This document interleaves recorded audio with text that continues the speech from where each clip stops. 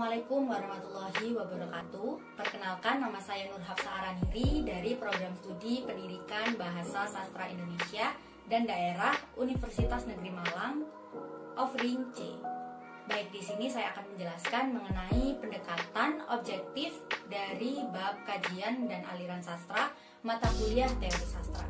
Yang pertama, pendekatan objektif adalah pendekatan kajian sastra yang menitik beratkan kajiannya pada karya sastra. Nah, ada beberapa kelompok yang muncul pada pendekatan objektif ini, yaitu kelompok formalis, strukturalisme, pasca strukturalis, dan strukturalisme genetik. Mari kita bahas satu persatu.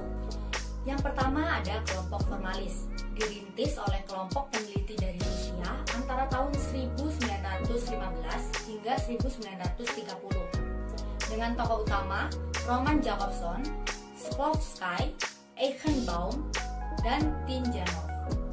Kaum formalis berpendapat bahwa kesusastraan sebagai satu pemakaian bahasa yang khas yang mencapai perwujudannya lewat deviasi dan distorsi dari bahasa praktis. Yang kedua, ada kelompok strukturalisme. Menurut kelompok ini, kajian sastra harus berpusat pada karya sastra itu sendiri, tanpa memperhatikan sastrawan sebagai pencipta atau pembaca sebagai penikmat. Namun, kajian struktural ini menuai beberapa kritikan antara lain sebagai berikut.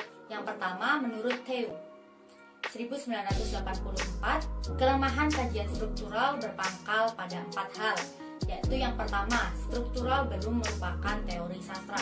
Yang kedua, karya sastra harus dipahami dalam rangka sistem sastra dengan latar belakang sejarah.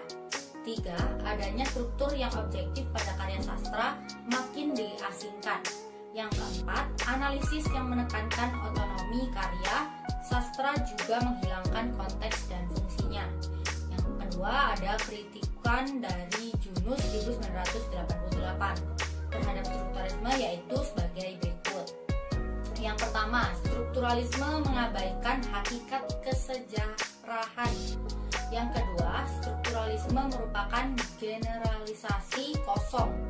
Yang ketiga, strukturalisme terlalu menyederhanakan kepada pemikiran oposisi duaan atau binary. Yang keempat, strukturalisme bersifat netralitas pluralistik. Selanjutnya, yang ketiga ada kelompok pasca strukturalis. Tokoh-tokohnya adalah Roland Barthes, Julia Kristeva, Jacques Lacan, Jacques Derrida, dan Lucien Goldman. Dasar pendekatan kelompok ini adalah ketidakpercayaan terhadap bahasa. Bahasa tidak mungkin mencerminkan kenyataan. Pemakaian bahasa dalam teks menciptakan sebuah kenyataan yang hanya terdiri atas dalam bentuk bahasa. Selanjutnya, aliran strukturalisme genetik. Strukturalisme genetik dikembangkan oleh sosiolog Prancis Lucien Goldman. Menurut Goldman, studi karya sastra harus dimulai dengan analisis struktur. Struktur kemaknaan itu mewakili pandangan dunia sebagai struktur mental transindividu dari wakil golongan masyarakatnya. Namun ada beberapa kelemahan strukturalisme genetik yang dirangkum oleh Junus 1986, yaitu sebagai berikut.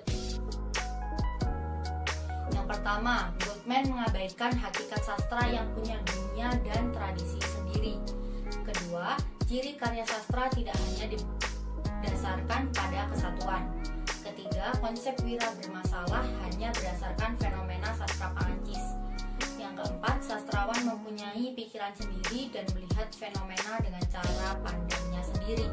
Yang kelima, sastrawan tidak mungkin mewakili keseluruhan zamannya. Baik, itulah tadi pendekatan objektif dari bab kajian dan aliran sastra mata kuliah teori sastra. Mohon maaf apabila ada kesalahan dalam pengucapan ataupun perbuatan.